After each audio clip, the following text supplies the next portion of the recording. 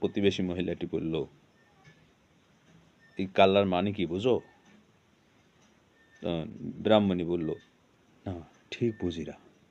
তখন ওই প্রতিবেশী মহিলাটি বলল, দেখো তোমার স্বামীর এর সাথে আগে, তোমার বিয়ে করার আগে এই ভাবলাভ ছিল, ভাবলাভ। ওর ওকে তোমার স্বামী ভুলতে পারেনি আজও।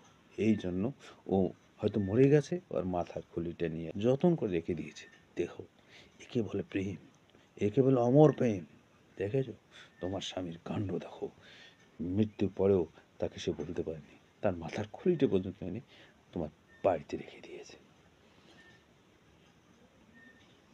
ব্রাহ্মণী বলল, হ্যাঁ কথা তো ঠিক, এবার কি করা যাবে কত আপা? কি আর করবা, যাও তোমার উনুনটা নিয়ে এসো, উনুনটা। প্রতিবেশীর কথায় ব্রাহ্মণী তড়িৎ নিয়ে আসলো তার উনুনটা, এনে বা খুলিটা ওখানে দিয়ে আচ্ছা তরে হ্যাঁ পিষতে শুরু করলো, এবং ভেঙে গুঁড়া গুঁড়া হয়ে গেল। ভেঙে গুঁড়া গুঁড়া হয়ে যাওয়ার পর সে সেটাকে নর্দমায় ফেলে দিল। দিয়ে সে ব্রাহ্মণী বলল, বুয়া বুয়া তুমি বাঁচালো, বুয়া তুই এমন বড় বাঁচাল। হ্যাঁ বুয়া এখনই বোঝানো, ঠিকই বুয়া ঠিকই, ওই ওই ওই ঢেমনির সাথে ওর ঠিকই সম্পর্ক ছিল, নাইলে ওই খুলি মোর মোর মাথার তলে নিয়ে থুইবে কেন? তুই ঠিকই করছিস বুয়া, হ্যাঁ এইবার ঠিক কামটাই করছি। যাই হোক, ব্রাহ্মণ বাড়িতে আসলো।